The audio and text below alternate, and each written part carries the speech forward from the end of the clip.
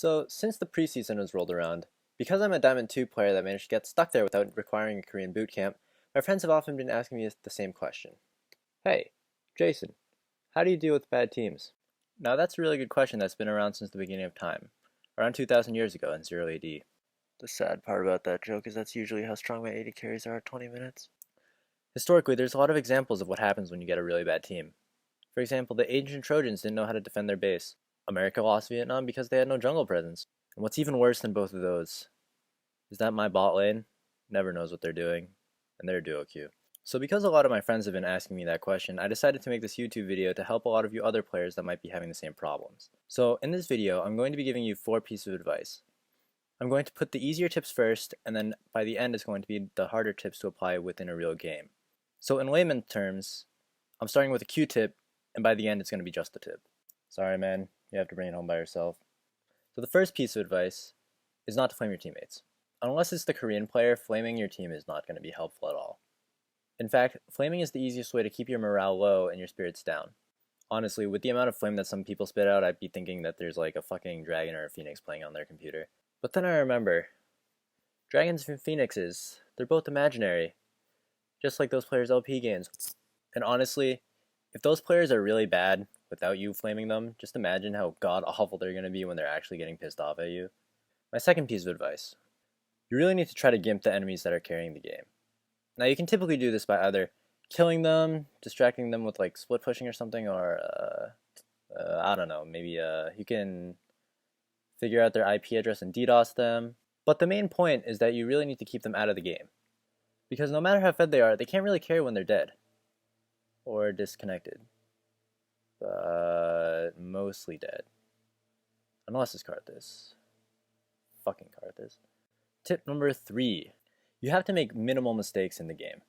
Because let's be real here. Who actually doesn't wind up making a single mistake when they're behind? Besides me. Basically what I'm trying to say is that you really need to not die for no reason at all. Now, what the hell do I mean by that? First, I'll give you a couple of examples of things that you should not be dying for. 1. Saving a teammate. But, Jason, I thought I'm supposed to save my AD carries.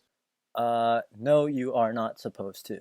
Before you continue on, reread the title of the video you're watching. How to deal with bad teams. This video is assuming that your team is playing like trash. Do you save trash? No.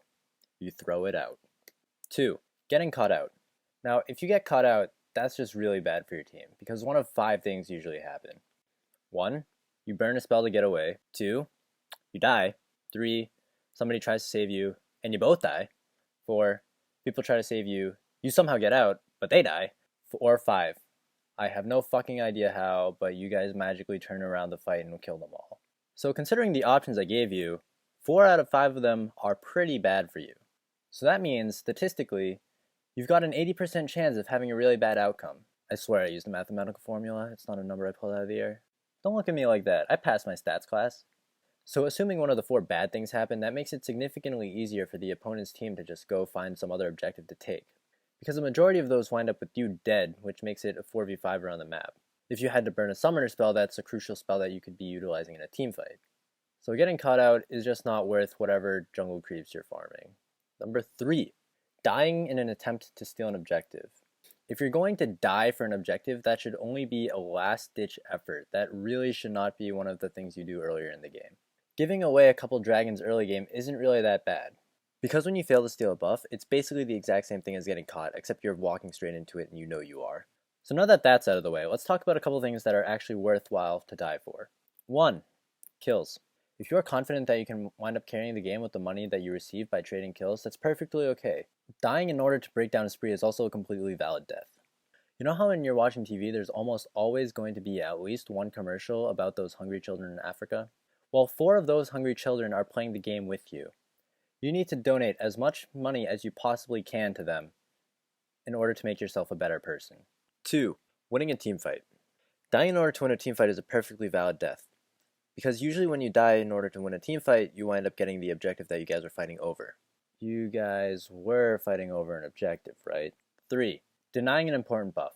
If your death can successfully prevent them from finishing a Baron or something, that's completely okay. because usually the 300 gold that you give them by dying is not worth nearly as much as the buff that they would have received, unless your whole team follows you and dies with you. That's a problem. So this is going to be my fourth and final tip for you. It's the hardest one out of all four of them to actually apply into a game. Now, I know you probably don't want to hear this, but if your team is really that bad, the only thing you can really do about it is carry them by yourself. I know that sounds really impossible and really hard, but fortunately for you guys, I'm here to give you some advice on how to do it.